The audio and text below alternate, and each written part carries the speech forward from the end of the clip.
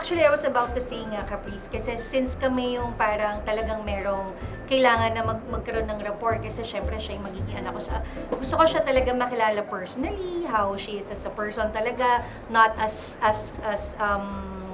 Angel, of course, para dun ko din i-adjust yung magiging gagawin natin sa scene, diba? Kasi mas naniniwala ako dun sa organic na alam mo yun, relationship, diba? If meron tayong something na tayong dalawa lang nagkakaintindihan, mas maganda lalabas on screen. Lahat naman sila, pero si Caprice kasi, nagkaroon kami ng show na hindi kami nagkita. Naging anak ko siya, and hindi kami nagkita. So, dito, excited. Makikita na po kayo. Makikita na kami kasi may mga tao na hindi kami nakikita and meron sila mga nag-clips ng daughter ko and yun. Sana makapag-banding din kami. Basta pagdating nyo sa set, be ready lagi and huwag kayo malilate and yun lang, gano'n lang and be humble. Yeah.